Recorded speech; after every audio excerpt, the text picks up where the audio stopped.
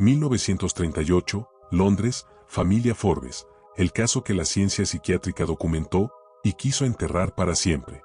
En el otoño de 1938, mientras Europa se tambaleaba al borde de la guerra y las sirenas antiaéreas comenzaban a sonar en Londres con frecuencia inquietante, una pequeña casa victoriana en Beverley Road, Thornton Heath, se convirtió en el escenario de eventos que desafiarían no solo las concepciones sobre lo paranormal, sino también las teorías establecidas sobre la mente humana y los límites de la realidad psicológica. Thornton Heath era entonces, como ahora, un suburbio trabajador del sur de Londres, caracterizado por hileras interminables de casas adosadas victorianas de ladrillo rojo, cada una idéntica a sus vecinas excepto por los pequeños jardines delanteros que los residentes mantenían con orgullo típicamente británico.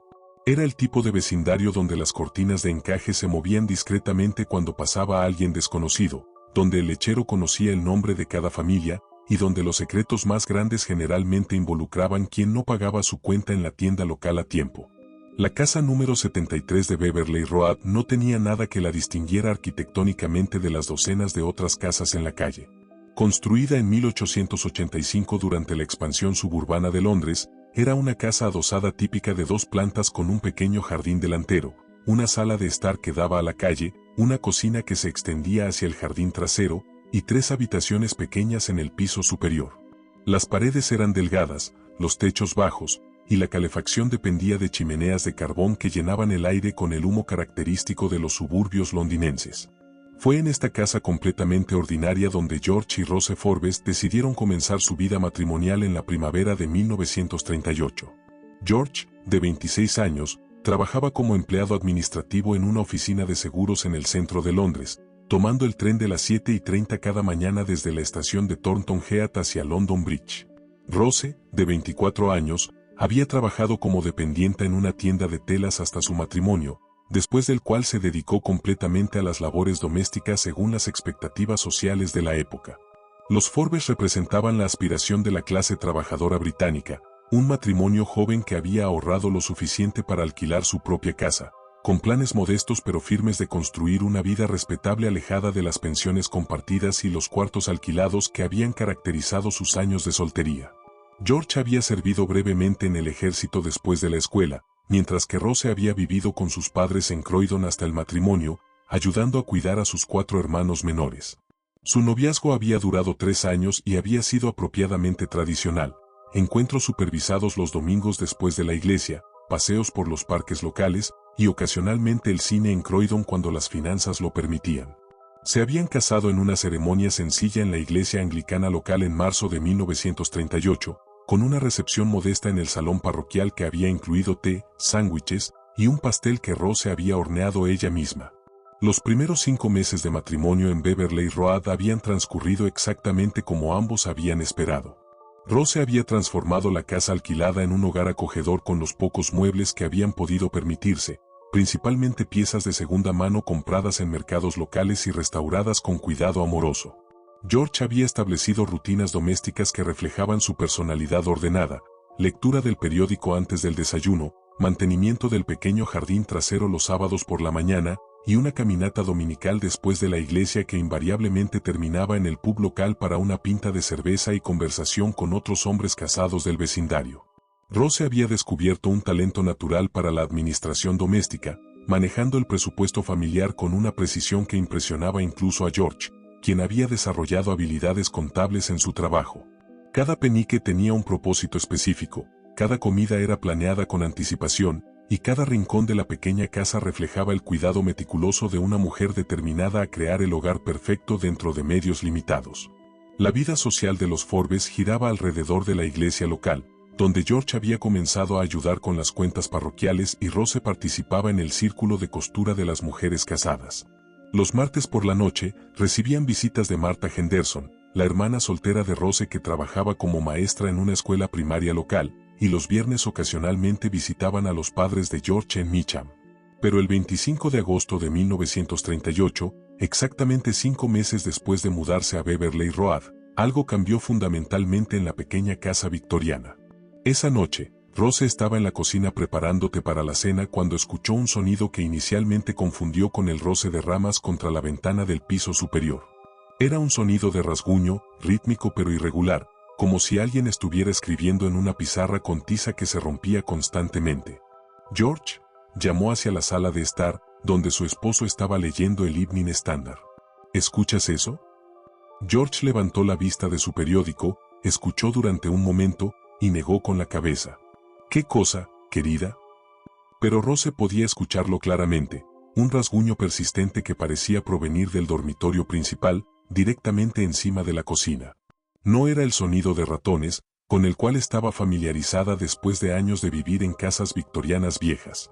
Era algo más deliberado, más intencional. Subió las escaleras lentamente, cada escalón crujiendo con los sonidos familiares de una casa de 50 años. El dormitorio principal estaba exactamente como lo había dejado esa mañana, la cama cuidadosamente tendida con la colcha de retazos que había cosido durante su noviazgo, la cómoda ordenada con sus pocos objetos preciosos, y la ventana que daba al jardín trasero abierta exactamente 10 centímetros para permitir la circulación de aire. Pero en la pared junto a la ventana, donde esa mañana había estado completamente limpia, ahora había una serie de marcas que parecían haber sido hechas con carbón o algo similar. No eran palabras, sino más bien una serie de líneas y garabatos que formaban un patrón que Rose no podía interpretar pero que la hacían sentir inexplicablemente incómoda. Rose bajó rápidamente las escaleras y llamó a George con una urgencia en su voz que él nunca había escuchado antes. «George, necesitas ver esto inmediatamente». George subió las escaleras con la paciencia condescendiente de un marido que asume que su esposa ha encontrado evidencia de ratones o tal vez una mancha de humedad. Lo que vio en la pared del dormitorio principal eliminó completamente esa paciencia condescendiente. Las marcas no solo eran claramente visibles, sino que parecían estar hechas desde adentro de la habitación, no desde afuera. No había evidencia de que alguien hubiera entrado por la ventana, no había barro en el alféizar, no había perturbaciones en los objetos de la habitación, y la ventana seguía abierta exactamente en la misma posición en que Rose la había dejado. ¿Tocaste estas marcas?, preguntó George. Por supuesto que no, respondió Rose. Acababan de aparecer cuando subí. George se acercó a la pared y examinó las marcas cuidadosamente. Parecían haber sido hechas con un material de carbón, pero cuando intentó tocarlas, no se mancharon los dedos. Era como si las marcas estuvieran de alguna manera fijadas permanentemente en la pared, pero sin penetrar la pintura debajo. Esa noche, George y Rose limpiaron cuidadosamente las marcas con agua jabonosa y un paño. Las marcas se desvanecieron lentamente pero completamente, dejando la pared exactamente como había estado esa mañana. Probablemente fue algún tipo de reacción química, explicó George mientras se preparaban para dormir. Tal vez humedad interactuando con algo en la pintura. Estas casas viejas hacen cosas extrañas. Pero Rose sabía que la explicación no tenía sentido. Las marcas habían aparecido en una pared interior, lejos de cualquier fuente de humedad, y habían formado patrones demasiado organizados para ser el resultado de reacciones químicas aleatorias. Esa noche, por primera vez desde su matrimonio, Rose no pudo dormir. Y cuando finalmente se quedó dormida cerca de las 3 de la madrugada, fue despertada una hora después por el mismo sonido de rasguño, pero esta vez provenía de directamente debajo de su cama. Se levantó silenciosamente, sin despertar a George, y utilizó una linterna para mirar debajo de la cama. No había nada visible, pero el sonido continuaba, como si alguien estuviera escribiendo en la parte inferior del colchón desde abajo. Lo que Rose no sabía esa noche era que acababa de experimentar el primer evento de lo que se convertiría en uno de los casos de fenómenos paranormales más científicamente documentados en la historia de la investigación psíquica británica. Un caso que atraería la atención del Dr. Nandor Fodor, uno de los psicoanalistas e investigadores paranormales más respetados de Europa. Un caso que revolucionaría la comprensión sobre la conexión entre traumas psicológicos reprimidos y manifestaciones físicas aparentemente sobrenaturales. Un caso que la comunidad psiquiátrica británica intentaría suprimir durante décadas por las implicaciones perturbadoras de sus conclusiones sobre la naturaleza de la mente humana. Y un caso que revelaría secretos sobre Rose Forbes que ni ella misma sabía que estaba guardando. Para comprender verdaderamente lo que estaba a punto de manifestarse en el 73 de Beverly Road, es esencial conocer la historia que Rose Forbes había enterrado tan profundamente en su psique que ni ella misma recordaba conscientemente los eventos que la habían marcado para siempre. La Inglaterra de 1938 era una sociedad donde ciertos temas simplemente no se discutían, donde los traumas se guardaban en silencio, y donde las mujeres especialmente se esperaba que siguieran adelante sin importar lo que hubieran experimentado. Rose había nacido Rose Pemberton en 1914 en Croydon, la segunda hija de William y Eleanor Pemberton. William trabajaba como supervisor en una fábrica textil, un trabajo que proporcionaba estabilidad económica modesta pero que lo mantenía ausente de casa desde las 6 de la mañana hasta las 7 de la noche, 6 días a la semana. Eleanor era una mujer frágil que había sufrido múltiples abortos espontáneos después del nacimiento de Rose, dejándola con una melancolía permanente que ella expresaba a través de una religiosidad obsesiva. La hermana mayor de Rose, Margaret, había nacido en 1912 con lo que los médicos de la época diagnosticaron como debilidad mental. Margaret nunca desarrolló más allá del nivel mental de una niña de 8 años, requiriendo supervisión constante y cuidados especiales que recaían principalmente sobre Rose desde que tenía 6 años. Esta responsabilidad prematura había moldeado la personalidad de Rose, desarrollando en ella una capacidad extraordinaria para anticipar las necesidades de otros y un sentido de responsabilidad que bordeaba la compulsión.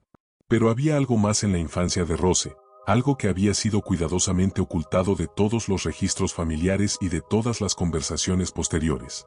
Cuando Rose tenía 8 años, en 1922, Eleanor Pemberton había sufrido lo que los registros médicos describían como colapso nervioso severo. Durante 6 meses, Eleanor había sido internada en el Bethlehem Royal Hospital, dejando a Rose a cargo de Margaret bajo la supervisión nominal de William, quien frecuentemente trabajaba turnos dobles para pagar los gastos médicos adicionales. Durante este periodo, William había comenzado a beber con regularidad después del trabajo. Los vecinos posteriormente recordarían haber escuchado gritos y sonidos de violencia provenientes de la casa Pemberton durante las noches, pero en una época donde lo que pasaba en las familias era asunto privado, nadie había intervenido directamente.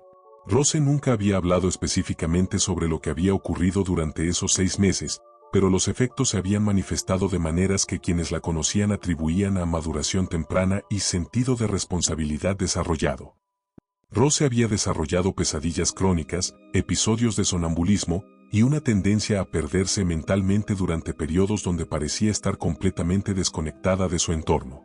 Cuando Eleanor regresó del hospital, la familia había reanudado una apariencia de normalidad. William había dejado de beber, Eleanor había canalizado su energía hacia actividades religiosas intensas, y Rose había continuado cuidando a Margaret mientras mantenía excelentes calificaciones en la escuela.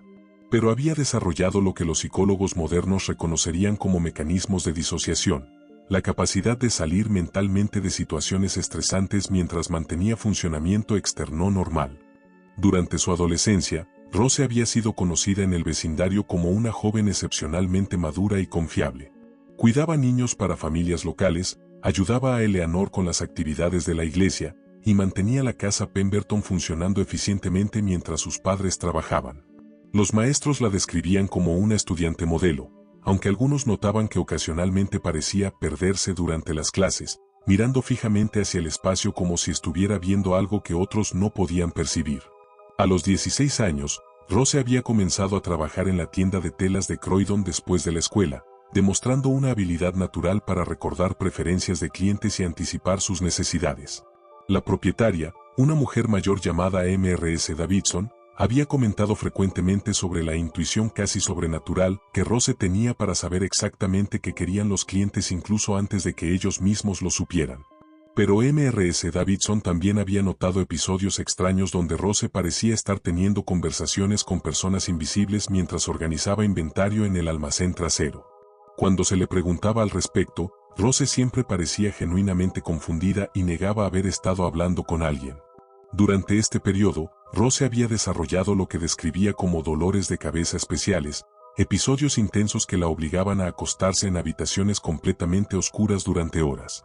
Estos episodios frecuentemente eran seguidos por periodos donde Rose parecía saber cosas que no tenía manera lógica de saber, que M.R.S. Davidson recibiría noticias tristes sobre su hermana en Liverpool, que cierta tela se vendería completamente esa semana, que un cliente habitual estaba considerando mudarse a otra ciudad.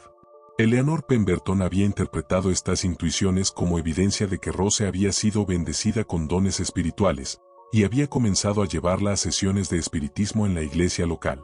Estas sesiones habían intensificado los episodios de Rose, quien frecuentemente entraba en estados de trance durante los cuales hablaba con voces diferentes y proporcionaba información sobre personas fallecidas que posteriormente se confirmaba como exacta. Rose había conocido a George Forbes en una función social de la iglesia en 1935. George representaba estabilidad, respetabilidad y la promesa de una vida normal lejos de las complejidades de su familia de origen. Era un hombre fundamentalmente práctico que no tenía paciencia para supersticiones o nonsense espiritual, características que Rose había encontrado reconfortantes después de años de vivir con la religiosidad obsesiva de su madre. Durante su noviazgo, Rose había suprimido cuidadosamente cualquier manifestación de sus dones especiales. Los dolores de cabeza habían continuado, pero ella los había ocultado exitosamente de George. Los episodios de intuición habían persistido, pero Rose había aprendido a mantener sus observaciones para sí misma. Los periodos de disociación habían sido reenmarcados como momentos de reflexión tranquila que George interpretaba como evidencia de la naturaleza contemplativa de su prometida. George provenía de una familia trabajadora estable de Meacham. Su padre había trabajado durante 30 años como supervisor en una fábrica de productos químicos, y su madre había criado 4 hijos mientras mantenía una casa que era modelo de eficiencia doméstica. Los Forbes representaban exactamente el tipo de estabilidad familiar que Rose había observado en otras familias pero nunca había experimentado directamente. El padre de George, Thomas Forbes, había luchado en la Primera Guerra Mundial y había regresado con lo que la familia describía como nervios de guerra, pero que había manejado a través de rutinas estructuradas y trabajo constante. La madre de George, Mary Forbes, era una mujer práctica que dirigía su hogar con eficiencia militar y que había recibido a Rose con aprobación cautelosa pero genuina. Durante los 3 años de noviazgo, Rose había trabajado sistemáticamente para convertirse en la esposa que sabía que George esperaba: doméstica, confiable, alegre y completamente normal. Había desarrollado habilidades culinarias, había aprendido a manejar presupuestos domésticos y había cultivado relaciones sociales apropiadas dentro de la comunidad de la iglesia. Pero había señales de que la supresión de sus características anómalas estaba creando tensión psicológica. Rose había comenzado a experimentar episodios de sonambulismo donde se despertaba en partes diferentes de la casa sin recordar cómo había llegado allí. Había desarrollado una tendencia a hablar dormida en lo que Eleanor describía como lenguas angelicales, pero que sonaba más como idiomas desconocidos o posiblemente inventados. Los dolores de cabeza se habían intensificado, especialmente después de visitas familiares donde había tenido que mantener la compostura social mientras ayudaba a cuidar a Margaret y navegaba las demandas emocionales de Eleanor. Durante estos episodios, Rose frecuentemente reportaba ver sombras en su visión periférica y escuchar susurros que no podía identificar claramente. Los meses previos al matrimonio habían sido un periodo de planificación intensa que había proporcionado a Rose una distracción bienvenida de sus síntomas psicológicos persistentes. Había canalizado toda su energía hacia preparativos domésticos, cosiendo ropa de cama, recolectando utensilios de cocina y planificando cada detalle de lo que sería su hogar ideal con George. George había apreciado la meticulosidad de Rose en estos preparativos, interpretándola como evidencia de su dedicación a ser una esposa exitosa. No había notado que la planificación de Rose bordeaba la obsesión, o que ella parecía estar utilizando los preparativos como una forma de evitar cualquier momento de quietud mental donde sus síntomas podrían manifestarse. La ceremonia de matrimonio en marzo de 1938 había sido exactamente lo que ambos habían planeado: sencilla, respetable y atendida por familiares inmediatos y amigos cercanos de la iglesia. Rose había mantenido compostura perfecta durante toda la ceremonia, pero varias personas habían notado que ocasionalmente parecía estar ausente durante momentos clave, como si estuviera observando eventos desde una distancia mental. Durante la luna de miel modesta en Brighton, George había notado que Rose ocasionalmente hablaba dormida, pero había atribuido esto a la excitación y ajuste al matrimonio. No había realizado que Rose estaba teniendo pesadillas intensas sobre eventos de su infancia que ella misma no recordaba conscientemente al despertar.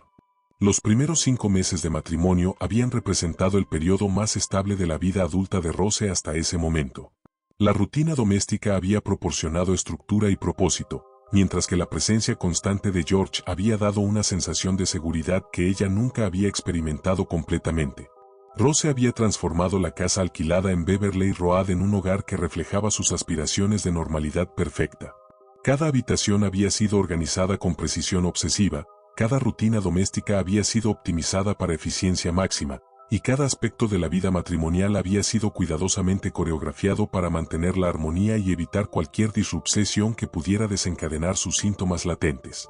George había estado genuinamente impresionado por las habilidades domésticas de Rose y por su capacidad aparente para anticipar sus necesidades y preferencias.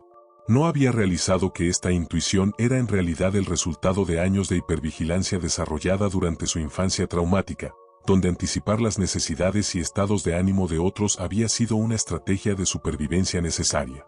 Durante este periodo, Rose había experimentado una reducción significativa en sus dolores de cabeza y episodios de disociación. Los síntomas no habían desaparecido completamente, pero habían sido manejables dentro del contexto de rutinas estructuradas y un ambiente doméstico que ella controlaba completamente. Pero había indicadores sutiles de que la presión de mantener la perfección doméstica estaba creando tensión acumulativa. Rose había desarrollado insomnio intermitente, especialmente durante noches cuando George trabajaba hasta tarde o cuando había disrupciones en sus rutinas establecidas. Había comenzado a verificar cerraduras y ventanas múltiples veces antes de acostarse, un comportamiento que justificaba como precaución sensata, pero que realmente reflejaba ansiedad creciente sobre mantener control sobre su ambiente. Más significativamente, Rose había comenzado a experimentar episodios de tiempo perdido, periodos donde se encontraba en diferentes partes de la casa sin recordar claramente cómo había llegado allí o qué había estado haciendo. Estos episodios inicialmente habían durado solo minutos, pero habían aumentado gradualmente en frecuencia e intensidad. Durante las semanas previas a los primeros fenómenos paranormales, varios factores estresantes habían convergido para crear presión psicológica significativa en Rose. Margaret había tenido una crisis médica que había requerido hospitalización temporal, obligando a Rose a pasar varios días cuidándola mientras navegaba las demandas emocionales de Eleanor, quien había interpretado la enfermedad de Margaret como castigo divino por pecados familiares no especificados. Simultáneamente, las tensiones internacionales crecientes habían creado ansiedad generalizada en Londres. Las discusiones sobre guerra posible habían sido constantes en periódicos, conversaciones sociales y servicios religiosos. George había mencionado la posibilidad de que pudiera ser llamado al servicio militar si estallaba la guerra, una perspectiva que había desencadenado miedos de abandono en Rose que ella no podía explicar completamente. Mrs. Davidson había comenzado a hacer comentarios sobre el comportamiento extraño de Rose en el trabajo, mencionando específicamente incidentes donde Rose parecía saber información sobre clientes que no tenía manera lógica de conocer. Aunque estos comentarios habían sido hechos de manera amigable, habían recordado a Rose sobre aspectos de sí misma que había trabajado duramente para suprimir. Finalmente, Rose había comenzado a experimentar sueños recurrentes sobre su infancia que la dejaban con sensaciones de terror inexplicable al despertar. Aunque no podía recordar los detalles específicos de estos sueños, la persistencia de las emociones asociadas había comenzado a afectar su capacidad para mantener la compostura perfecta que había caracterizado los primeros meses de su matrimonio. El 25 de agosto de 1938, cuando Rose había descubierto las primeras marcas misteriosas en la pared de su dormitorio, su psique había llegado a un punto crítico donde los traumas enterrados y la presión de mantener normalidad superficial habían creado condiciones para manifestaciones que desafiarían toda comprensión convencional de los límites entre mente y materia. Lo que Rose no sabía era que sus dones especiales de la infancia, combinados con traumas no procesados y presión psicológica acumulativa, estaban a punto de manifestarse de maneras que atraerían la atención de uno de los investigadores más brillantes de Europa, y que revelarían conexiones entre mente humana y realidad física que la ciencia de 1938 no estaba preparada para aceptar. Los eventos que seguirían no serían simplemente fenómenos paranormales, sino manifestaciones físicas de una psique bajo presión extrema, expresando a través de medios imposibles verdades que habían sido enterradas demasiado profundamente para ser procesadas de manera consciente normal. Y la investigación que resultaría cambiaría para siempre la comprensión sobre los límites de lo que la mente humana podía lograr cuando se enfrentaba con traumas que no podía procesar a través de medios convencionales. Los eventos que comenzaron en el 73 de Beverly Road durante las últimas semanas de agosto de 1938 no siguieron el patrón típico de los casos de poltergeist. En lugar de manifestaciones violentas o disrupciones aleatorias, los fenómenos que rodearon a Rose Forbes exhibieron una cualidad casi comunicativa, como si una parte de su psique estuviera intentando revelar verdades que su mente consciente había enterrado demasiado profundamente para acceder a ellas por medios normales. La mañana después de descubrir las primeras marcas misteriosas en su dormitorio, Rose despertó con la esperanza de que el incidente había sido una anomalía única, posiblemente explicable a través de las teorías racionales que George había propuesto. Esa esperanza se desvaneció completamente cuando bajó a la cocina para preparar el desayuno y encontró que las mismas marcas de carbón habían aparecido en la pared junto a la ventana de la cocina. Pero estas nuevas marcas eran diferentes. Mientras que las del dormitorio habían sido garabatos abstractos, las de la cocina formaban lo que claramente parecían ser intentos de letras. No estaban en inglés, ni en ningún alfabeto que Rose pudiera reconocer, pero había una cualidad deliberada en su formación que sugería que estaban tratando de comunicar algo específico. George examinó las marcas antes de irse al trabajo, y aunque mantuvo su posición de que debía haber una explicación racional, Rose podía ver preocupación genuina en sus ojos por primera vez. Tal vez deberías pasar el día con tu hermana, sugirió George. Podría ser que necesites un cambio de aire.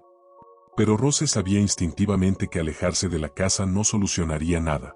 Las marcas no estaban apareciendo debido a algo en la casa, estaban apareciendo debido a algo en ella.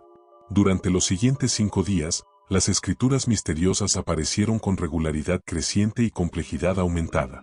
Cada mañana, Rose encontraba nuevas marcas en diferentes partes de la casa, en la pared del comedor, en el cristal empañado del baño, incluso una vez en el espejo de su tocador, escritas desde adentro del vidrio de una manera que parecía físicamente imposible. Lo más perturbador era que las escrituras parecían estar evolucionando hacia algo más reconocible. Para el 30 de agosto, Rose podía distinguir lo que parecían ser palabras en inglés, aunque mal formadas y ocasionalmente escritas al revés. Para el 2 de septiembre, frases completas habían comenzado a aparecer, aunque con una caligrafía que Rose reconocía vagamente pero no podía identificar completamente. Una frase que apareció repetidamente durante este periodo fue: ella recuerda en la oscuridad donde papá no puede verla.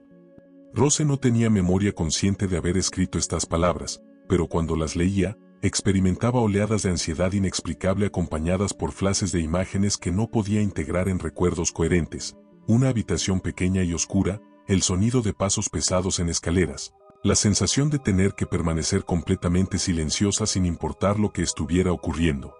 Martha Henderson, la hermana de Rose, fue la primera persona ajena a la familia en presenciar directamente los fenómenos. El 6 de septiembre, Martha había venido para su visita semanal de martes por la noche y había encontrado a Rose en un estado de agitación inusual. Las escrituras aparecieron 3 veces hoy, le confió Rose a Martha mientras preparaban té en la cocina. Y esta vez, pude ver una aparecer mientras estaba mirando. Martha inicialmente había asumido que Rose estaba experimentando algún tipo de estrés nervioso relacionado con los ajustes del matrimonio, pero su escepticismo se desvaneció completamente cuando presenció personalmente una manifestación durante su visita. Las 2 mujeres estaban sentadas en la sala de estar, discutiendo los planes de Martha para comenzar a enseñar en una nueva escuela, cuando Rose de repente se quedó muy quieta y miró fijamente hacia la pared opuesta. «Está comenzando otra vez», susurró Rose. Martha siguió la mirada de Rose y vio, claramente y sin posibilidad de error, líneas oscuras apareciendo lentamente en la pared como si una mano invisible estuviera escribiendo con carbón. Las líneas se formaron en palabras: «Martha debe saber sobre el hombre que vino cuando mamá estaba enferma». Martha se quedó helada. Rose nunca le había contado sobre ningún hombre durante el periodo cuando Eleanor había estado hospitalizada, y Martha había sido demasiado joven en ese momento para entender completamente lo que había estado ocurriendo en la familia Pemberton. «Rose», dijo Martha cuidadosamente, «¿qué hombre?». Pero Rose parecía estar en un estado de trance, mirando fijamente las palabras en la pared con una expresión de confusión y terror crecientes. «No lo sé», susurró finalmente. «No recuerdo ningún hombre». Esa noche, Martha se quedó en Beverly Road, durmiendo en el sofá de la sala de estar. A las 3:45 de la madrugada, fue despertada por el sonido de Rose caminando por la casa. Cuando fue a investigar, encontró a Rose en la cocina, aparentemente dormida pero escribiendo meticulosamente en la pared con un trozo de carbón que había tomado de la chimenea. Martha observó fascinada y aterrorizada mientras Rose escribía una narrativa detallada sobre eventos que claramente había olvidado conscientemente. La escritura describía un hombre llamado Uncle Albert que había venido a ayudar mientras Eleanor estaba hospitalizada, y que había hecho cosas a Rose que ella había enterrado tan profundamente en su memoria que solo podían emerger durante estados alterados de conciencia. Cuando Martha finalmente despertó a Rose, Rose no tenía memoria de haber escrito nada y parecía genuinamente soca al ver las palabras en la pared. Pero cuando leyó lo que había escrito, comenzó a temblar violentamente y experimentó lo que Marta describió posteriormente como un ataque de nervios completo. El doctor William Harrison, el médico familiar de los Forbes, fue llamado después del incidente del sonambulismo de Rose. El doctor Harrison era un hombre práctico de 60 años que había visto prácticamente todo lo que la medicina de 1938 podía ofrecer, pero los síntomas que Rose exhibía estaban fuera de su experiencia normal. Durante su examinación inicial, Rose parecía físicamente saludable pero psicológicamente fragmentada. Respondía a preguntas directas de manera coherente, pero frecuentemente se perdía durante la conversación, mirando fijamente hacia espacios vacíos como si estuviera viendo algo que otros no podían percibir. Más perturbador para el doctor Harrison era el hecho de que Rose parecía tener conocimiento de información que no debería haber podido conocer. Durante su entrevista médica, Rose mencionó casualmente que el doctor Harrison había perdido un paciente esa mañana debido a complicaciones cardíacas, información que era exacta pero que Rose no tenía manera de haber obtenido. ¿Cómo supiste sobre el señor Thompson?, preguntó el doctor Harrison. ¿Quién es el señor Thompson?, respondió Rose con confusión genuina. El doctor Harrison había diagnosticado inicialmente histeria nerviosa complicada por episodios disociativos, pero cuando presenció personalmente las escrituras apareciendo en las paredes durante su segunda visita, se vio obligado a reconsiderar sus suposiciones sobre lo que era médicamente posible. He practicado medicina durante 35 años, le confió posteriormente a George, y nunca he visto síntomas que combinen manifestaciones físicas tan claramente observables con estados psicológicos tan complejos. Su esposa necesita atención especializada que va más allá de mi experiencia. El doctor Harrison recomendó consulta con el doctor James Michie, un neuropsiquiatra del King's College Hospital que había desarrollado una reputación por tratar casos inusuales que otros médicos consideraban intratables. Durante las últimas semanas de septiembre, los fenómenos en Beverly Road se expandieron más allá de las escrituras misteriosas para incluir movimiento de objetos que parecía correlacionarse directamente con los estados emocionales de Rose. George comenzó a documentar meticulosamente estos incidentes en un diario que posteriormente se convertiría en evidencia crucial para las investigaciones científicas. Sus notas muestran un patrón claro. Cuando Rose experimentaba ansiedad sobre temas específicos, objetos relacionados con esos temas se movían o se reorganizaban de maneras que parecían comentar sobre las preocupaciones de Rose. Por ejemplo, cuando Rose recibía cartas de su madre Eleanor que mencionaban problemas de salud de Margaret, todos los medicamentos en el botiquín de la casa se reorganizaban en orden alfabético perfecto durante la noche. Cuando George mencionaba preocupaciones sobre guerra posible, sus documentos de identificación aparecían esparcidos por el suelo de manera que parecían formar patrones específicos. Lo más notable era que estos movimientos de objetos ocurrían independientemente de la presencia física de Rose. George documentó múltiples incidentes donde objetos se movían en habitaciones donde Rose no había estado durante horas, pero siempre en correlación temporal con momentos cuando Rose estaba experimentando emociones intensas en otras partes de la casa. Los vecinos inmediatos, Mr. y Mrs. Patterson, comenzaron a reportar sonidos extraños provenientes del 73 de Beverly Road durante las noches, no gritos o sonidos de violencia, sino lo que describían como sonidos de muebles moviéndose constantemente y ocasionalmente, lo que parecía ser llanto de niña, aunque sabemos que los Forbes no tienen hijos. A mediados de octubre, los fenómenos habían evolucionado hacia algo que solo podía describirse como comunicación directa entre diferentes aspectos de la psique de Rose. Las escrituras en las paredes se habían vuelto más sofisticadas, frecuentemente apareciendo como conversaciones entre dos o más voces diferentes, cada una con caligrafía distintiva. Una conversación típica, que George transcribió exactamente como apareció en la pared del comedor el 12 de octubre, leía: Voz A, ella necesita recordar lo que pasó en el sótano. Voz B, no está lista para recordar. Duele demasiado. Voz A, el dolor no desaparecerá hasta que recuerde. Voz B, Uncle Albert dijo que si le contaba a alguien, algo malo le pasaría a Margaret. Voz A, Uncle Albert está muerto. No puede lastimar a nadie ahora. Voz B, ¿cómo sabes que está muerto? Voz A, porque yo lo maté en mis sueños cada noche durante 16 años. Cuando Rose leía estas conversaciones, entraba en estados que el Dr. Michie había comenzado a clasificar como disociación terapéutica espontánea, periodos donde diferentes aspectos de su memoria traumática podían comunicarse entre sí sin filtros conscientes normales. Durante estos episodios, Rose frecuentemente proporcionaba información específica sobre su infancia que posteriormente era verificada a través de registros médicos, escolares y entrevistas con vecinos que habían conocido a la familia Pemberton durante los años relevantes. El Dr. Michey había documentado cuidadosamente los fenómenos en Beverly Road durante sus visitas semanales a Rose, pero se había visto obligado a admitir que los aspectos físicos de las manifestaciones estaban más allá de su experiencia psiquiátrica normal. Los movimientos de objetos, las escrituras que aparecían sin contacto físico consciente, y la correlación precisa entre estados emocionales internos y manifestaciones físicas externas sugerían conexiones entre mente y materia que la psiquiatría convencional no podía explicar. A través de contactos profesionales en el King's College, el Dr. Michey había llegado a conocer el trabajo del Dr. Nandor Fodor, un psicoanalista húngaro que había desarrollado teorías revolucionarias sobre la conexión entre traumas psicológicos no resueltos y fenómenos paranormales.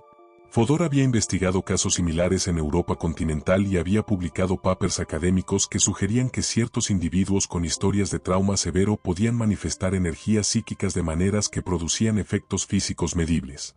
El 25 de octubre, el Dr. Michey escribió una carta formal al Dr. Fodor, describiendo los fenómenos en Beverly Road y solicitando consulta profesional. La carta incluía transcripciones detalladas de las escrituras misteriosas, fotografías de los movimientos de objetos documentados y testimonios jurados de múltiples testigos que habían presenciado las manifestaciones. Estimado Dr. Fodor, escribió Michey, me encuentro confrontado con un caso que desafía las categorías establecidas de la psiquiatría clínica. Los fenómenos que observo parecen representar manifestaciones físicas de contenido psicológico reprimido, operando a través de medios que no puedo explicar dentro de marcos teóricos convencionales. Su experiencia con casos similares podría proporcionar insights cruciales para entender y potencialmente tratar esta situación extraordinaria. La respuesta de Fodor llegó por telegrama el 30 de octubre. Caso descrito presenta características consistentes con poltergeist psicoanalítico. Stop llegará a Londres 3 de noviembre para investigación directa. Stop solicita acceso completo paciente y ambiente doméstico. Stop Fodor. Durante los días finales de octubre, mientras la familia Forbes esperaba la llegada del Dr. Fodor, los fenómenos en Beverly Road alcanzaron una intensidad que hizo que George considerara seriamente la posibilidad de evacuar temporalmente la casa. Las escrituras aparecían ahora durante el día además de las noches, frecuentemente mientras Rose estaba consciente y observando. Más perturbador aún, Rose había comenzado a responder conscientemente a las escrituras, manteniendo conversaciones con las voces que parecían originarse en su propio subconsciente pero que exhibían conocimiento e insights que su mente consciente no poseía. El 30 de octubre, Halloween, Rose tuvo lo que George describió como un episodio de claridad total, donde todos los fragmentos de memoria reprimida parecieron integrarse temporalmente en una narrativa coherente. Durante aproximadamente 2 horas, Rose recordó y describió detalladamente los abusos que había sufrido a manos de Uncle Albert durante los 6 meses cuando Eleanor había estado hospitalizada. Pero lo más notable fue que durante este episodio de claridad, todas las manifestaciones paranormales en la casa cesaron completamente. Las escrituras dejaron de aparecer, los objetos permanecieron en sus lugares, y la atmósfera de la casa se sintió normal por primera vez en más de 2 meses. Es como si, observó George en su diario esa noche, parte de Rose hubiera estado tratando de forzar a la otra parte a recordar, y ahora que lo ha logrado, ya no necesita usar estos métodos extraordinarios de comunicación. Pero el periodo de calma duró solo hasta la medianoche. Cuando Rose se despertó el 31 de octubre, encontró una escritura final en la pared de su dormitorio, en una caligrafía diferente de todas las anteriores, más madura, más controlada, casi reconfortante. Ya no estás sola. El doctor que viene entenderá. Los secretos que te lastimaron ya no tienen poder sobre ti. Esa mañana, Rose despertó sintiéndose más tranquila y más completa de lo que había estado en años. Los dolores de cabeza que la habían atormentado desde la infancia habían desaparecido. Los episodios de disociación habían cesado. Por primera vez en su vida adulta, se sentía completamente presente en su propia experiencia. George observó que Rose parecía como una persona diferente, más relajada, más segura, más realmente ella misma que nunca antes. Pero ambos sabían que la llegada del Dr. Fodor traería nuevos desafíos. Los fenómenos habían revelado verdades que Rose había necesitado confrontar, pero también habían planteado preguntas fundamentales sobre la naturaleza de la mente humana y los límites de lo que era psicológicamente posible. Los eventos en Beverly Road estaban a punto de convertirse en algo más que una historia personal de curación traumática. Estaban a punto de convertirse en un caso que desafiaría las comprensiones científicas establecidas sobre la relación entre mente y materia, entre trauma individual y manifestación física, entre lo que la psiquiatría consideraba posible y lo que la evidencia empírica estaba demostrando que realmente podía ocurrir. El Dr. Nandor Fodor llegaría a Londres el 3 de noviembre de 1938, esperando encontrar un caso interesante de fenómenos paranormales. Lo que encontraría sería evidencia que revolucionaría su comprensión sobre el potencial de la mente humana para trascender las limitaciones aparentes de la realidad física cuando se enfrentaba con la necesidad absoluta de sanar traumas que no podían ser procesados a través de medios psicológicos convencionales. La llegada del Dr. Nandor Fodor a Londres el 3 de noviembre de 1938 marcó el comienzo de lo que se convertiría en una de las investigaciones más controvertidas y revolucionarias en la historia de la psiquiatría moderna. Lo que Fodor esperaba encontrar era evidencia adicional para sus teorías sobre la conexión entre trauma psicológico y fenómenos paranormales.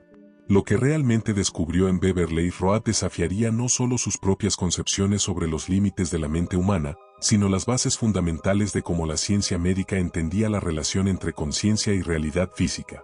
El Dr. Nandor Fodor era un hombre imponente de 43 años, con una presencia intelectual que inmediatamente inspiraba tanto respeto como cierta intimidación.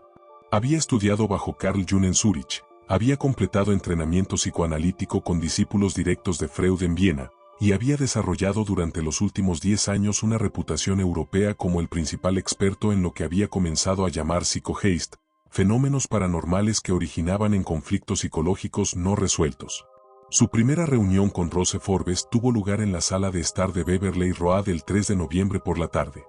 Fodor había traído equipos de medición que ningún investigador paranormal había utilizado previamente, instrumentos para detectar cambios electromagnéticos, termómetros de precisión para registrar fluctuaciones de temperatura, y cámaras fotográficas especializadas capaces de capturar imágenes en condiciones de luz muy baja.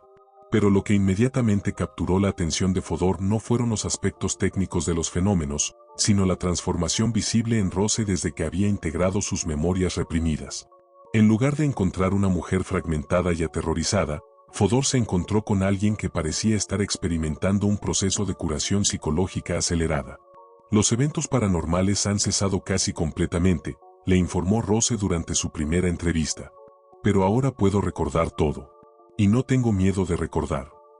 Fodor inmediatamente reconoció que estaba presenciando algo extraordinario, un caso donde fenómenos paranormales habían funcionado como una forma espontánea de psicoterapia, forzando la integración de material traumático de una manera que años de análisis convencional podrían no haber logrado. En mis 25 años de investigación, escribió Fodor en sus notas esa noche, nunca he observado un caso donde la manifestación paranormal pareciera servir un propósito terapéutico tan claro. Es como si la psique de la paciente hubiera encontrado una manera de curarse a sí misma utilizando medios que trascienden nuestras comprensiones actuales de los mecanismos psicológicos posibles. Aunque los fenómenos espontáneos habían disminuido significativamente, Fodor diseñó una serie de experimentos para determinar si Rose podía reproducir las manifestaciones bajo condiciones científicas controladas.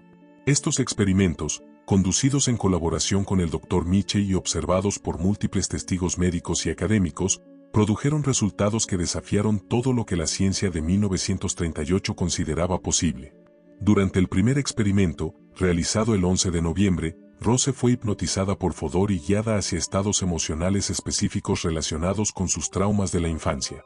Inmediatamente, objetos en la habitación comenzaron a moverse sin contacto físico, temperaturas fluctuaron de manera medible, y escrituras aparecieron en superficies que estaban bajo observación directa constante. Pero lo más notable fue que durante estos estados hipnóticos, Rose comenzó a exhibir lo que Fodor clasificó como personalidades múltiples integradas, diferentes aspectos de su psique que podían comunicarse directamente con los observadores, cada uno con conocimiento especializado sobre diferentes periodos de su vida y diferentes aspectos de los traumas que había experimentado. Una de estas personalidades, que se identificó como la niña que escondió los secretos, proporcionó información detallada sobre los abusos que Rose había sufrido, incluyendo fechas específicas, ubicaciones en la casa Pemberton, y detalles sobre Uncle Albert que posteriormente fueron verificados a través de investigaciones independientes. Otra personalidad, que se llamó a sí misma la Guardiana, parecía responsable de las manifestaciones físicas y podía producir fenómenos paranormales específicos bajo comando directo. Durante una sesión particularmente notable el 18 de noviembre, esta personalidad movió objetos en patrones específicos solicitados por Fodor, escribió mensajes dictados por los observadores, e incluso logró alterar la temperatura de objetos individuales mientras mantenía la temperatura ambiente normal. El Dr. Harold Whitmore, un físico del Imperial College London que había sido invitado a observar estas sesiones, escribió posteriormente: he presenciado fenómenos que violan principios fundamentales de la física como la entendemos actualmente. Los cambios de temperatura localizados, el movimiento de objetos sin transferencia detectable de energía, y la aparición de escritura sin instrumento de escritura visible sugieren que estamos confrontando capacidades de la mente humana que requieren revisión completa de nuestros modelos científicos.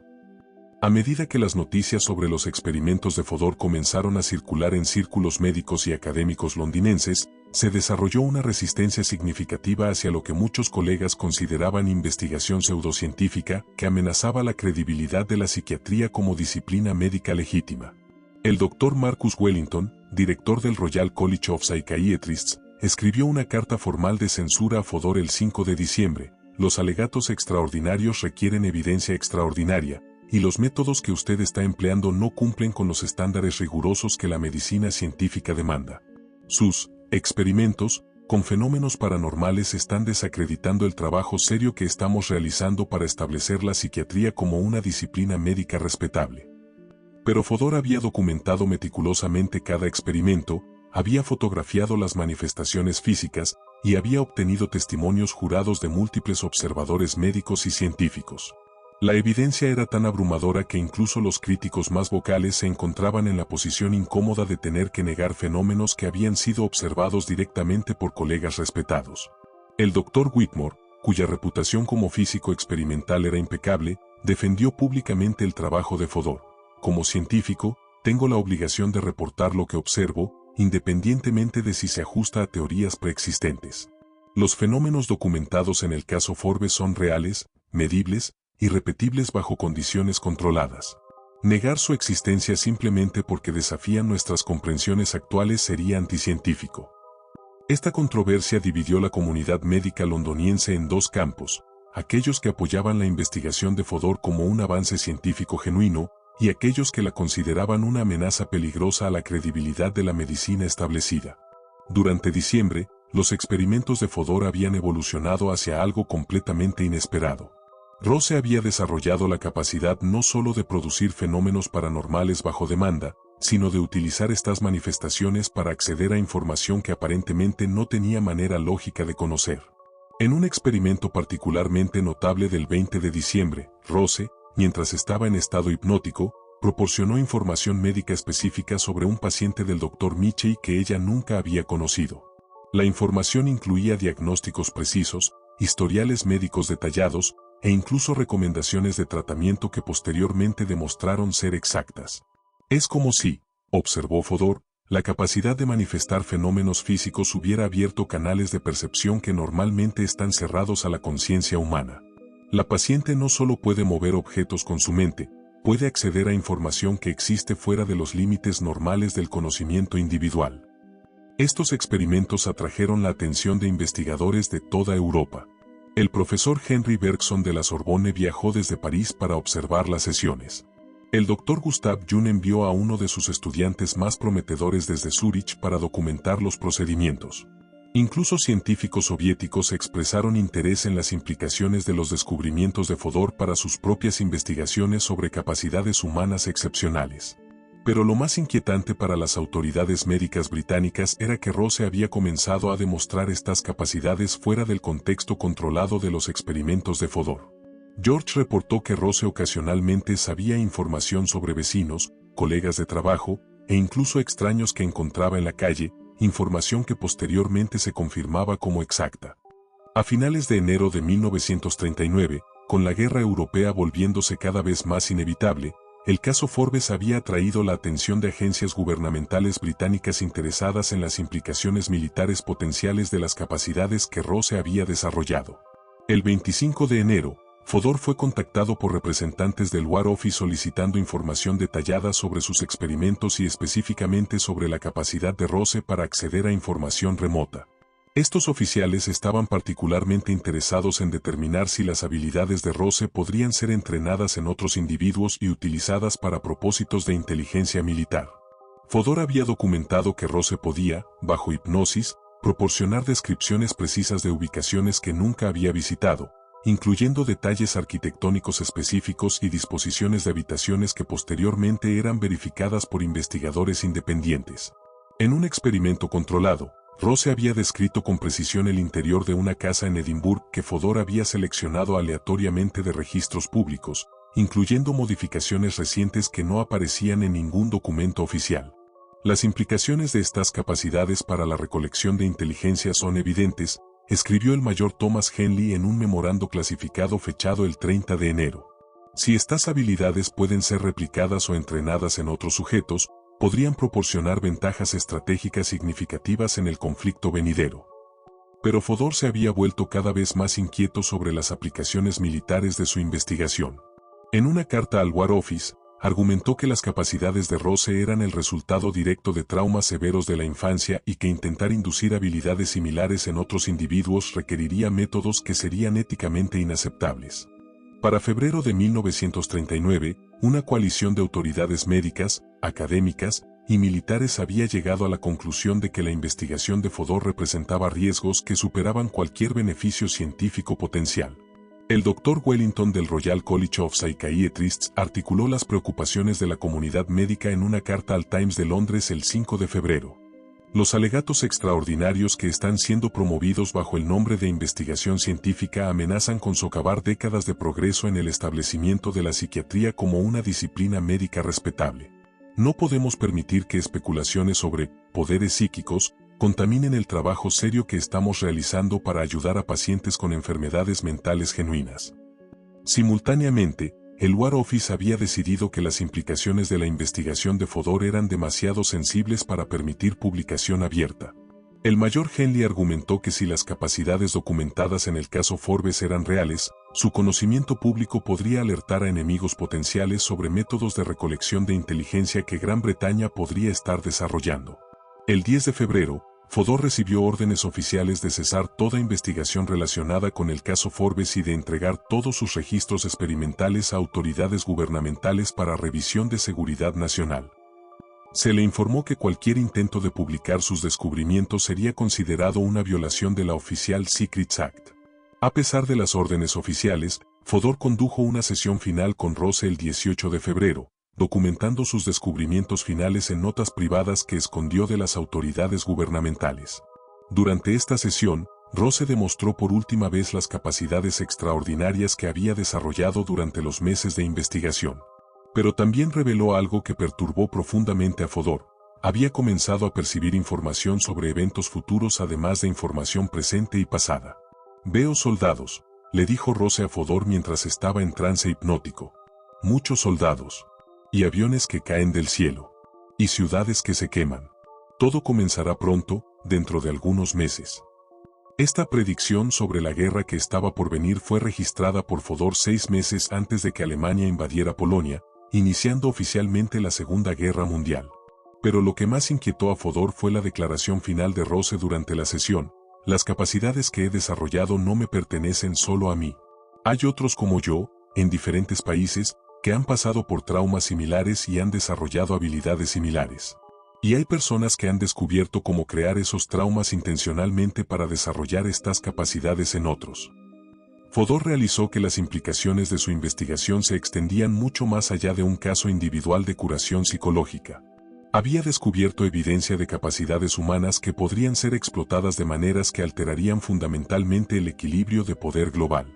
El 20 de febrero, agentes gubernamentales confiscaron todos los registros oficiales de la investigación de Fodor. Sus fotografías de fenómenos paranormales fueron declaradas materiales sensibles, sus entrevistas grabadas fueron clasificadas bajo la Official Secrets Act, y los testimonios de testigos médicos y científicos fueron sellados indefinidamente. Fodor fue transferido oficialmente a trabajo de consultoría psiquiátrica para el War Office, efectivamente removiéndolo de cualquier posición donde pudiera continuar investigación paranormal independiente. Se le aseguró que su trabajo era de importancia nacional crítica, pero se le prohibió específicamente discutir cualquier aspecto del caso Forbes con colegas científicos. Rose y George Forbes fueron relocalizados a una casa diferente en los suburbios de Londres bajo nuevas identidades, con la explicación oficial de que Rose había sufrido un colapso nervioso que requería privacidad médica completa. Se les proporcionó apoyo financiero substancial a cambio de acuerdos de confidencialidad que les prohibían discutir los eventos en Beverly Road con cualquier persona. El Dr. Michie, el Dr. Whitmore y otros profesionales médicos que habían observado los experimentos recibieron órdenes similares de mantener silencio sobre lo que habían presenciado. Algunos cumplieron voluntariamente, convencidos de que la investigación era demasiado peligrosa para revelación pública. Otros fueron persuadidos a través de amenazas a sus carreras profesionales. En sus notas privadas finales sobre el caso Forbes, escritas en código y escondidas en una ubicación que no revelaría hasta décadas después, Fodor articuló las verdaderas razones por las cuales las autoridades habían decidido suprimir su investigación. He descubierto evidencia de que la mente humana posee capacidades que trascienden fundamentalmente nuestras comprensiones actuales de los límites de la conciencia individual.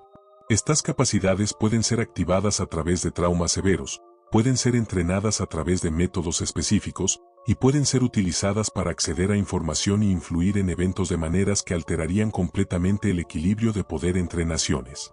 Pero el verdadero horror no es que estas capacidades existan. El verdadero horror es que ya están siendo explotadas. Rose me ha proporcionado evidencia de que programas gubernamentales en múltiples países están utilizando métodos sistemáticos de trauma psicológico para desarrollar estas habilidades en sujetos selectos. Lo que he documentado en Beverly Road no es un fenómeno único, sino un ejemplo de capacidades que están siendo militarizadas en formas que violan toda concepción de ética humana. La decisión de clasificar mi investigación no es para proteger secretos militares británicos. Es para mantener secreto el hecho de que todos los gobiernos principales ya están participando en formas de experimentación humana que utilizan trauma intencional para crear super soldiers psíquicos. El horror real del caso Forbes no era que una mujer traumatizada había desarrollado capacidades paranormales. El horror real era que estas capacidades ya estaban siendo explotadas sistemáticamente por gobiernos que habían aprendido que el trauma infantil severo podía ser utilizado como una herramienta para crear armas humanas con habilidades que trascendían los límites normales de la física. Y que la investigación de Fodor había revelado evidencia de estos programas justamente cuando el mundo estaba a punto de entrar en una guerra donde tales capacidades podrían determinar el destino de la civilización humana. Los eventos en Beverly Road habían comenzado como la historia de curación de una mujer individual. Habían evolucionado hacia evidencia de posibilidades científicas que podrían revolucionar la comprensión humana de la realidad. Pero habían terminado como la revelación de secretos gubernamentales tan perturbadores que tenían que ser enterrados para proteger no solo la seguridad nacional, sino la cordura colectiva de una sociedad que no estaba preparada para confrontar las implicaciones de lo que la mente humana podía lograr cuando era sometida a condiciones extremas. Los meses que siguieron a la supresión oficial de la investigación de Fodor se convirtieron en un periodo de maniobras desesperadas, donde científicos, autoridades gubernamentales y la propia familia Forbes lucharon por controlar tanto el conocimiento revolucionario que había sido descubierto como las implicaciones aterradoras de cómo ese conocimiento podría ser utilizado. Para Rose y George Forbes, estos fueron meses de transformación de víctimas de fenómenos inexplicables a refugiados de un sistema que los veía simultáneamente como evidencia invaluable y como amenazas potenciales a la seguridad nacional. A pesar de las órdenes oficiales de cesar toda investigación relacionada con fenómenos paranormales, el Dr. Nandor Fodor no pudo abandonar completamente el caso que había revolucionado su comprensión sobre las capacidades humanas. Utilizando contactos en la comunidad científica europea y métodos de comunicación cuidadosamente encubiertos, Fodor comenzó a documentar en secreto casos similares al de Rose Forbes que estaban siendo reportados desde diferentes partes de Europa. Durante marzo de 1939, Fodor había identificado al menos 8 casos en Francia, Alemania y Austria donde individuos con historias de trauma infantil severo habían desarrollado capacidades paranormales similares a las que Rose había exhibido. Más perturbador aún, había encontrado evidencia de que investigadores gubernamentales en estos países estaban estudiando activamente estos casos con propósitos que claramente trascendían intereses médicos o científicos puros. El doctor Henry Dubois de la Sorbonne le había enviado a Fodor, a través de canales académicos discretos, documentación sobre un caso en Lyon donde una mujer joven había desarrollado la capacidad de influir en equipos mecánicos a distancia después de haber sido sujeto de experimentos psicológicos, conducidos por investigadores que se identificaban como afiliados al gobierno francés.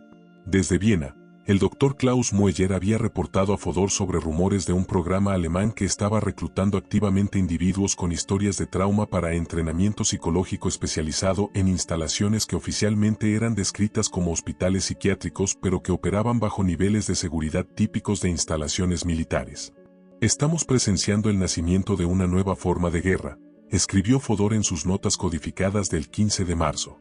Los gobiernos han descubierto que ciertos tipos de trauma psicológico pueden activar capacidades que trascienden las limitaciones físicas normales, y están desarrollando métodos sistemáticos para crear y explotar estas capacidades. Lo que hemos documentado con Rose Forbes no es un caso aislado de curación espontánea, sino evidencia de un fenómeno que está siendo militarizado a escala internacional. La nueva vida de Rose y George Forbes bajo identidades gubernamentalmente proporcionadas había resultado ser una forma sofisticada de arresto domiciliario. Aunque se les había proporcionado una casa confortable en Hampstead y apoyo financiero generoso, pronto se hicieron evidentes las restricciones de su nueva situación. Rose estaba requerida a reportarse semanalmente con el Dr. James Patterson, un psiquiatra del War Office que oficialmente estaba monitoreando su recuperación de su colapso nervioso, pero que realmente estaba documentando cualquier manifestación continua de sus capacidades paranormales. Estas sesiones eran presentadas como terapia de apoyo, pero Rose rápidamente se dio cuenta de que eran en realidad experimentos disfrazados. El Dr. Patterson no está interesado en mi bienestar mental, le confió Rose a George después de su cuarta sesión. Está tratando de determinar si todavía puedo hacer las cosas que hacía durante los experimentos del Dr. Fodor. Y creo que está reportando todo a personas que no son médicos.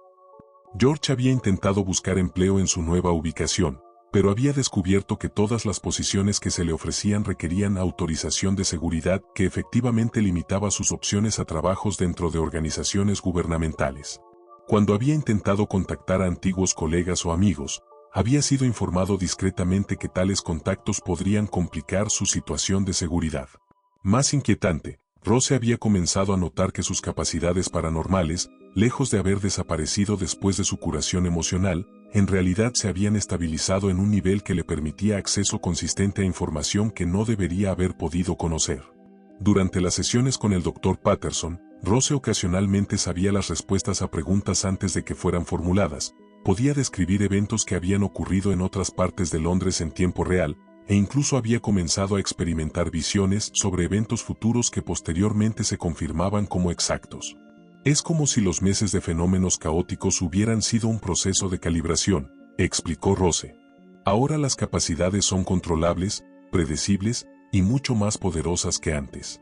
Pero también puedo sentir que hay otras personas como yo, y que muchas de ellas están siendo utilizadas de maneras que no eligieron. Para mediados de abril, Rose y George habían llegado a la conclusión de que su situación representaba una forma de prisión diseñada para parecer protección benevolente. Cuando George había intentado buscar asesoría legal sobre sus derechos, había sido informado que estaban sujetos a medidas de protección de seguridad nacional que supersedían consideraciones legales normales. El Dr. Fodor, quien había mantenido contacto clandestino con la pareja a través de Martha Henderson, había desarrollado un plan para ayudarlos a escapar a Irlanda, donde tenía contactos académicos que podrían proporcionarles refugio fuera de la jurisdicción del War Office británico. El plan, coordinado para el 30 de abril, involucraba que Rose fingiera una recaída de sus síntomas psicológicos durante su sesión semanal con el Dr. Patterson, proporcionando una distracción mientras George obtenía documentos de viaje bajo nombres falsos que Fodor había conseguido a través de contactos en la resistencia antifascista europea.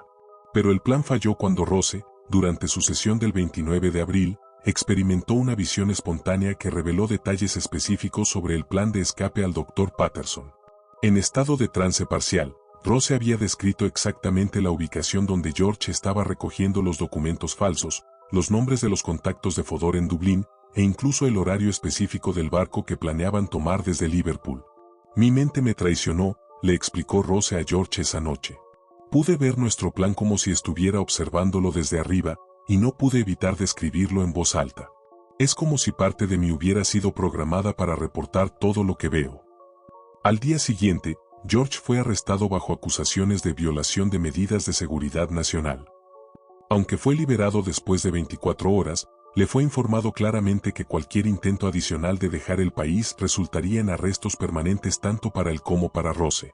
Fodor, cuyas comunicaciones con la pareja habían sido interceptadas, fue transferido inmediatamente a una instalación de investigación militar en Escocia, efectivamente terminando cualquier posibilidad de continuar su investigación independiente o de proporcionar ayuda adicional a los Forbes.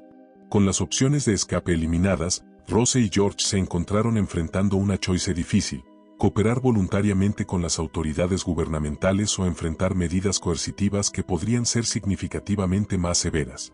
El mayor Thomas Henley, quien se había convertido en su contacto principal con el War Office, les presentó lo que describió como una solución mutuamente beneficiosa. Bajo los términos de este acuerdo, Rose sería empleada oficialmente como consultora psicológica especializada para el War Office, utilizando sus capacidades paranormales para asistir en investigaciones de seguridad nacional, que se describían en términos vagos pero que claramente involucraban recolección de inteligencia de métodos no convencionales. A cambio, se les proporcionaría una casa más grande, apoyo financiero sustancial, y la promesa de que Rose sería utilizada solo para propósitos defensivos relacionados con proteger Gran Bretaña de amenazas extranjeras. También se les aseguró que cualquier información que Rose obtuviera a través de sus capacidades sería utilizada solo para prevenir violencia, no para iniciarla. Nos están convirtiendo en colaboradores, observó George después de su primera reunión con el mayor Henley. Pero la alternativa parece ser convertirnos en prisioneros permanentes. Rose había aceptado el acuerdo con reservas significativas, pero también con la realización de que sus capacidades representaban tanto un don como una responsabilidad que trasciendía sus preferencias personales.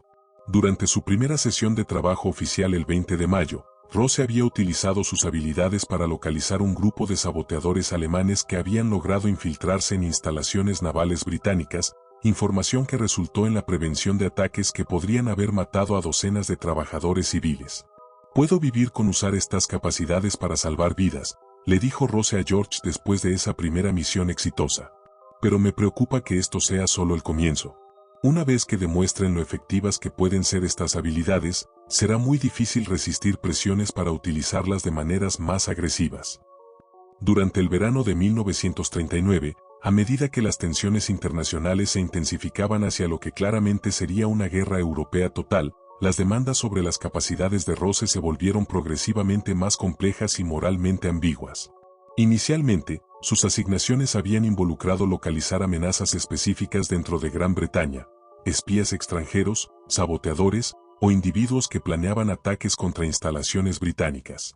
Pero gradualmente, se le pidió utilizar sus capacidades para obtener información sobre actividades en países extranjeros, objetivos que requerían que observara eventos en ubicaciones donde no tenía conexiones emocionales o experiencias personales que facilitaran el acceso psíquico. Para desarrollar estas capacidades extendidas, Rose fue introducida a técnicas de entrenamiento que habían sido desarrolladas basándose en investigaciones de casos similares al suyo.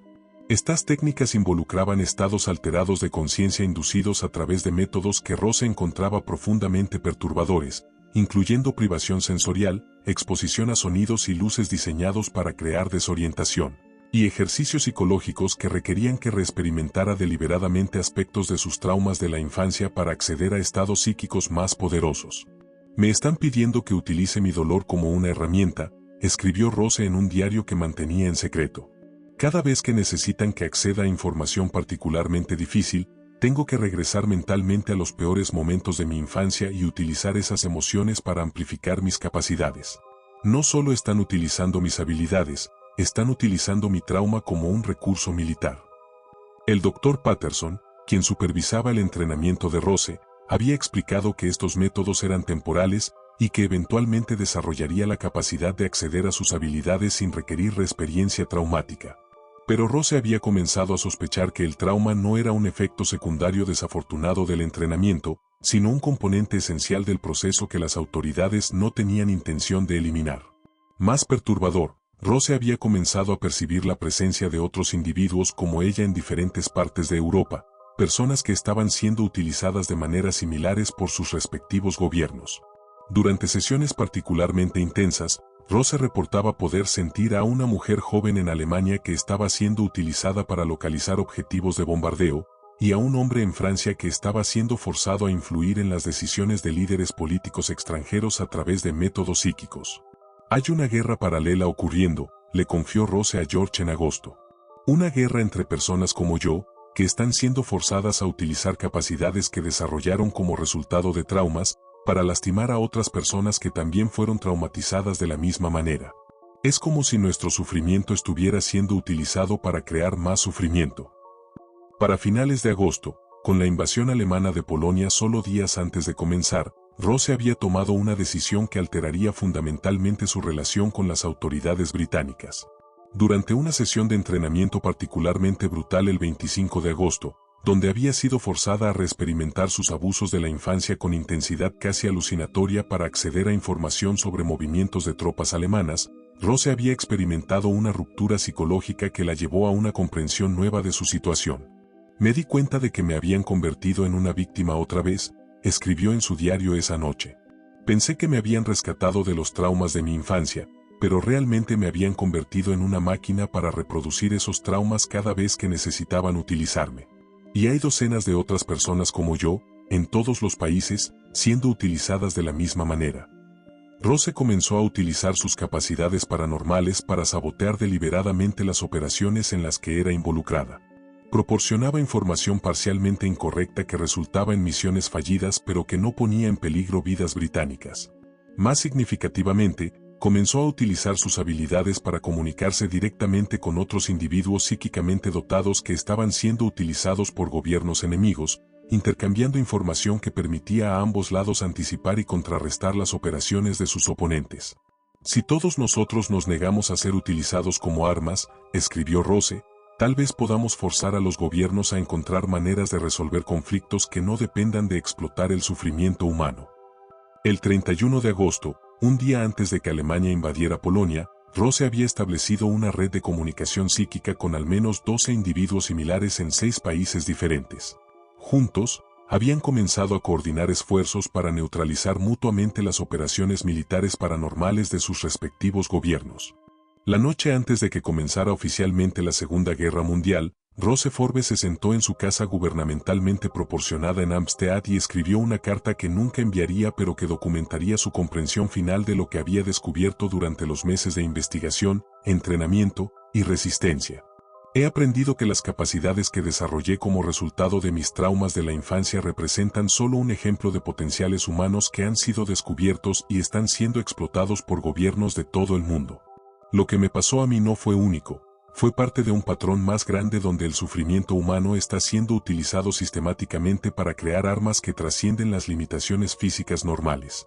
Pero también he descubierto que estas capacidades, cuando son utilizadas por individuos que han logrado curar sus traumas subyacentes en lugar de ser forzados a reexperimentarlos constantemente, pueden ser dirigidas hacia propósitos que trascienden las intenciones de aquellos que buscan explotarlas. Los gobiernos creen que nos controlan porque controlan las circunstancias externas de nuestras vidas. Pero no se han dado cuenta de que las capacidades que estamos utilizando operan en niveles de realidad que trascienden los controles físicos. Podemos comunicarnos entre nosotros independientemente de las fronteras nacionales. Podemos coordinar resistencia de maneras que no pueden ser detectadas por métodos de vigilancia convencionales.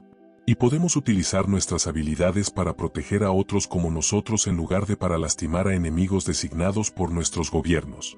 La verdadera solución al problema que representamos no es encontrar maneras mejores de utilizarnos como armas. La verdadera solución es reconocer que hemos desarrollado capacidades que podrían ser utilizadas para trascender completamente la necesidad de guerra, si fuéramos libres de utilizarlas según nuestros propios valores morales en lugar de según las agendas políticas de nuestros gobiernos. Pero esa libertad solo será posible si el mundo descubre la verdad sobre lo que realmente estamos haciendo aquí, y sobre lo que los gobiernos han aprendido que es posible hacer con seres humanos que han sido traumatizados de maneras específicas.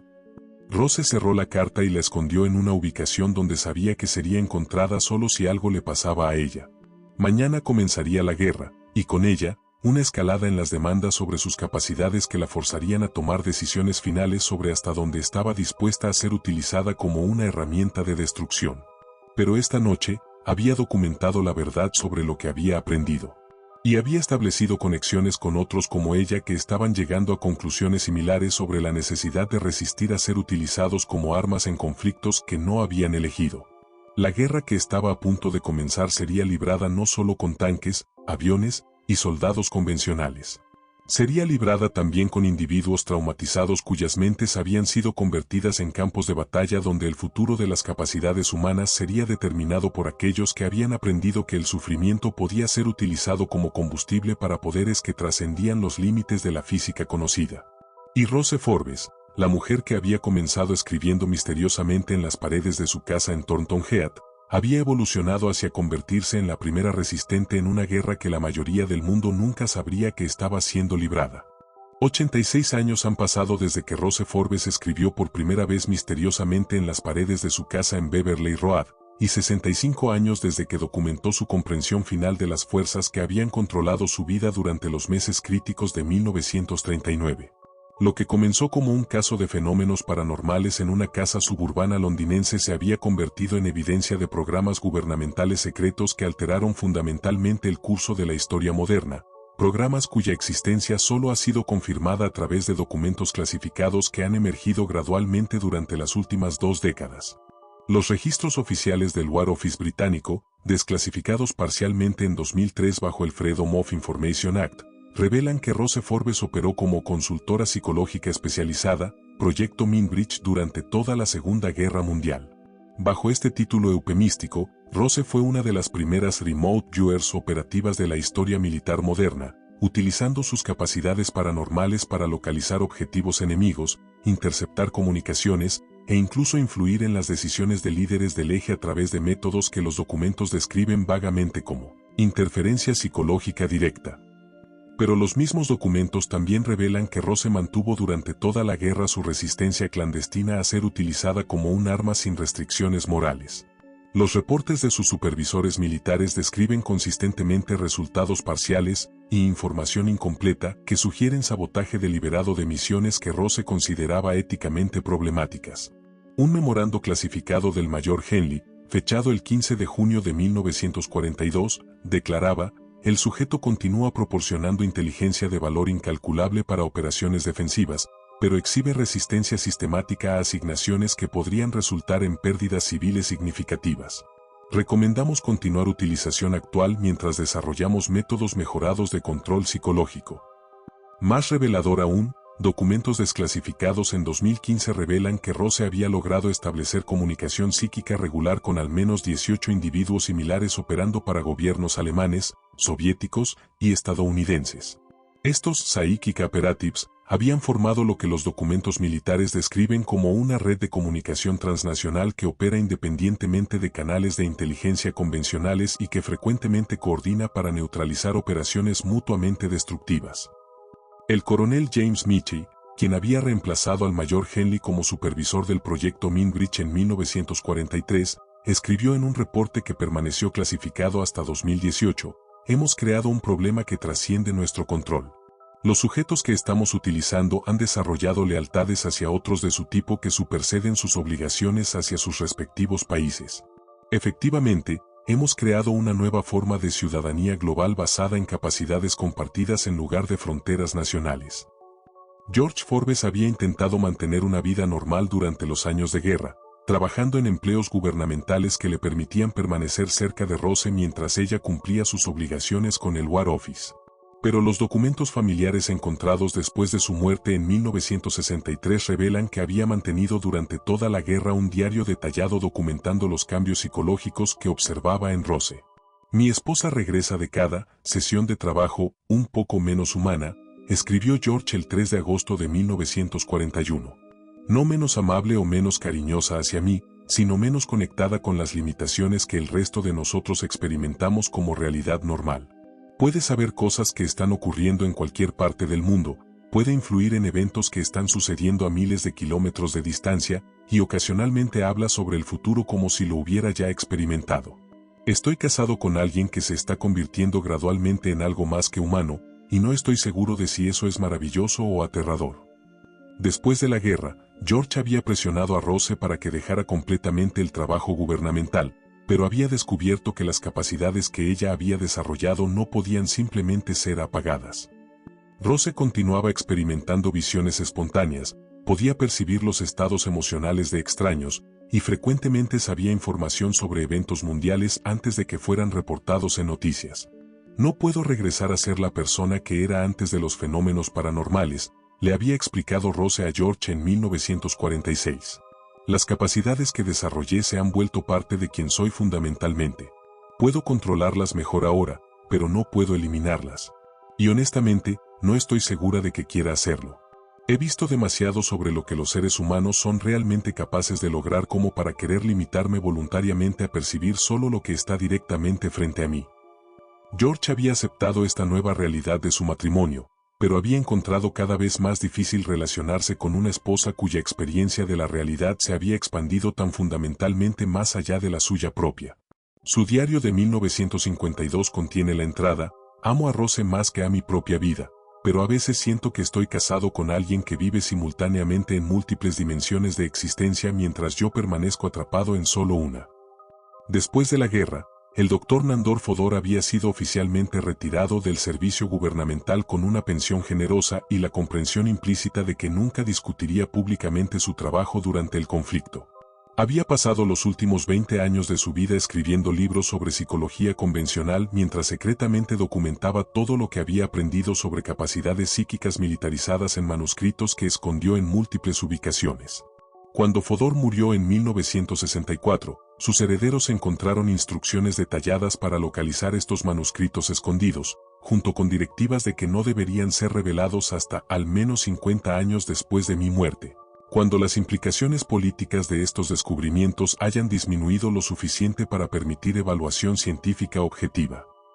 Los manuscritos de Fodor, finalmente recuperados y publicados por sus nietos en 2014, revelan la verdadera extensión de lo que había descubierto durante su investigación del caso Forbes.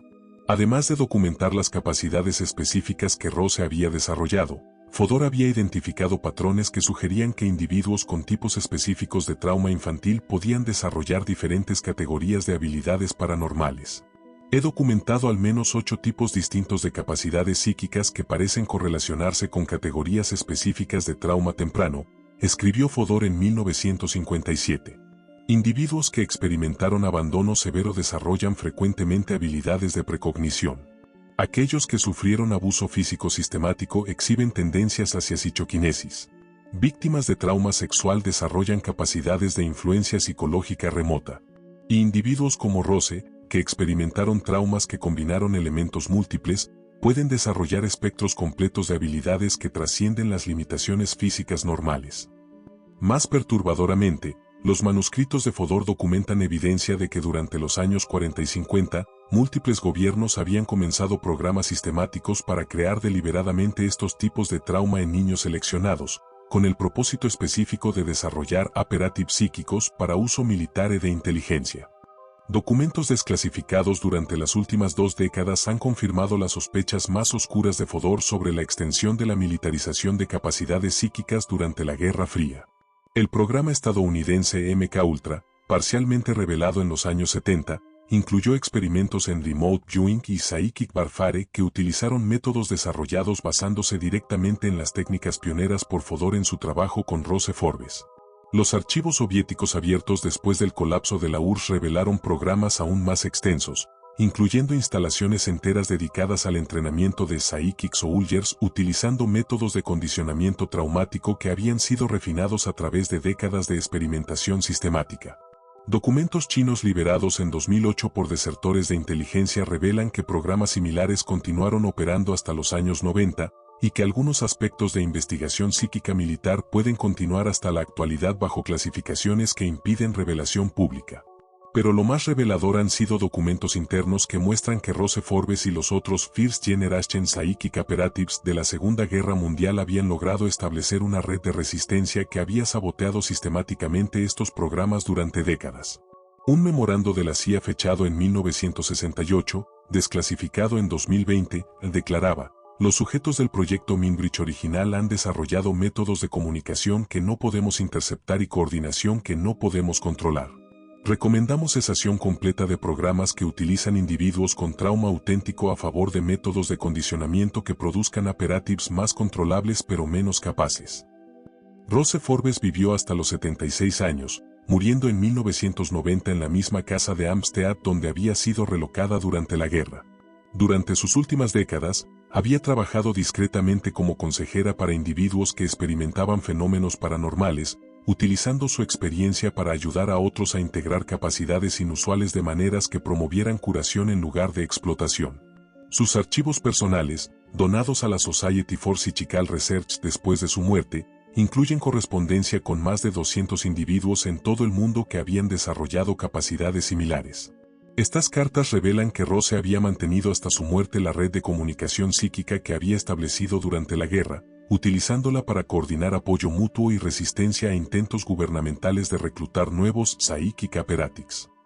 En una carta escrita en 1985 a un joven hombre en Estados Unidos que había contactado con ella después de desarrollar habilidades de precognición, Rose escribió: "Las capacidades que has desarrollado son reales, son tuyas, y representan potencial humano auténtico que trasciende las limitaciones que la mayoría de las personas acepta como absolutas. Pero también representan responsabilidades hacia otros como tú y hacia la humanidad en general. Hay fuerzas que querrán utilizarte como un arma, y hay otras que querrán convencerte de que estás loco. Tu trabajo es encontrar el camino entre esos extremos, honrar lo que puedes hacer mientras te niegas a permitir que sea utilizado para causar daño". La revelación gradual de información sobre programas psíquicos militares históricos ha coincidido con un renovado interés científico en capacidades humanas excepcionales.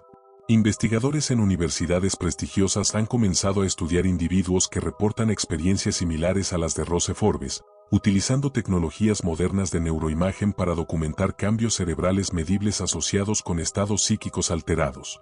El Dr. Sarah Chen del Instituto de Tecnología de Massachusetts publicó en 2020 un estudio que documentó patrones específicos de actividad cerebral en individuos con historias de trauma que habían desarrollado capacidades de remote viewing verificables. Los datos sugieren que ciertos tipos de estrés neurológico temprano pueden activar conexiones neuronales que normalmente permanecen latentes, escribió Chen. Esto no valida afirmaciones sobre fenómenos paranormales, pero sí sugiere que el cerebro humano posee potenciales que la neurociencia convencional no ha explorado completamente. Simultáneamente, documentos gubernamentales continúan siendo desclasificados que revelan la extensión de programas militares psíquicos que operaron durante décadas. En 2022, archivos británicos revelaron que el proyecto Minbridge había continuado bajo varios nombres hasta 1987, y que había involucrado a más de 300 individuos durante sus casi 50 años de operación. Pero muchos de los aspectos más importantes del caso Forbes permanecen clasificados. Los métodos específicos utilizados para desarrollar y entrenar capacidades psíquicas siguen siendo secretos oficiales. La identidad y el destino de la mayoría de los otros Psychic Apparatives permanece desconocida. Y las verdaderas capacidades que estos individuos desarrollaron continúan siendo objeto de especulación en lugar de documentación científica abierta. 86 años después de que Rose Forbes comenzara a escribir misteriosamente en las paredes de su casa en Thornton Heath, las preguntas fundamentales planteadas por su caso permanecen sin respuesta satisfactoria. ¿Hasta qué punto pueden los seres humanos desarrollar capacidades que trascienden las limitaciones físicas conocidas? ¿Y cuáles son las implicaciones éticas de investigar sistemáticamente estos potenciales? Existen actualmente programas gubernamentales que continúan utilizando métodos de condicionamiento traumático para desarrollar armas psíquicas humanas, ¿y qué salvaguardas existen para proteger a individuos vulnerables de tal explotación? La red de resistencia psíquica establecida por Rose Forbes y otros First Generation Apparatives continúa existiendo, ¿y qué papel podría estar jugando en eventos geopolíticos contemporáneos? ¿Cuántos individuos con capacidades similares existen actualmente, y cómo están siendo identificados, entrenados, o potencialmente explotados por organizaciones que operan fuera del escrutinio público? El caso de Rose Forbes representa mucho más que una historia individual de trauma, curación, y capacidades paranormales excepcionales. Representa evidencia documentada de que gobiernos del siglo XX descubrieron métodos para activar potenciales humanos que trascienden comprensiones científicas convencionales, y que utilizaron este conocimiento para desarrollar formas de guerra que operaban en dimensiones de realidad que la mayoría de la humanidad ni siquiera reconoce como existentes. pero también representa evidencia de que individuos que desarrollan estas capacidades, incluso bajo condiciones de trauma y explotación, pueden mantener autonomía moral y pueden utilizar sus habilidades para resistir a ser convertidos en instrumentos de destrucción. La doctora Elena Vázquez, directora del Instituto Internacional para el Estudio de Capacidades Humanas Excepcionales, escribió en 2023, el caso Forbes nos enseña que los límites de lo que consideramos humanamente posible son mucho más flexibles de lo que hemos reconocido tradicionalmente. Pero también nos enseña que con capacidades expandidas viene responsabilidad expandida. Rose Forbes utilizó sus habilidades para sanar, para proteger y para resistir explotación. Ese modelo ético debería guiar cualquier investigación futura en estos dominios. Los documentos de Rose Forbes, incluyendo la carta que escribió la noche antes de que comenzara la Segunda Guerra Mundial, fueron finalmente descubiertos y publicados por investigadores independientes en 2019. Su mensaje final a las generaciones futuras proporciona tal vez la perspectiva más clara sobre las implicaciones de su experiencia. He aprendido que los seres humanos son capaces de mucho más de lo que la mayoría de nosotros jamás imaginamos. Pero también he aprendido que estas capacidades expandidas no nos hacen más sabios automáticamente, o más morales, o menos vulnerables a ser utilizados por fuerzas que no comparten nuestros valores. Si otros después de mí desarrollan habilidades similares, espero que recuerden que estas capacidades son dones que vienen con la responsabilidad de utilizarlas para expandir la compasión humana, no para limitarla. Y espero que encuentren maneras de conectarse entre sí que les permitan resistir a aquellos que querrían convertir sus dones en armas. La mente humana es más poderosa de lo que hemos comprendido. Pero ese poder solo será beneficioso para la humanidad si es guiado por sabiduría, compasión y la determinación de nunca permitir que el sufrimiento sea utilizado como combustible para crear más sufrimiento. El caso de Rose Forbes permanece abierto, no porque los eventos en Beverly Road no hayan sido documentados adecuadamente, sino porque las implicaciones de esos eventos continúan desarrollándose en formas que probablemente no serán completamente comprendidas durante décadas por venir. Los fenómenos paranormales que comenzaron como escrituras misteriosas en las paredes de una casa suburbana habían evolucionado hacia evidencia de programas gubernamentales secretos que alteraron el curso de la historia moderna. Pero más fundamentalmente, habían evolucionado hacia evidencia de que la mente humana posee potenciales que, cuando son desarrollados éticamente y utilizados con sabiduría, podrían transformar completamente nuestra comprensión de lo que significa ser humano. Esa transformación, sugiere el legado de Rose Forbes, todavía está esperando ser completada.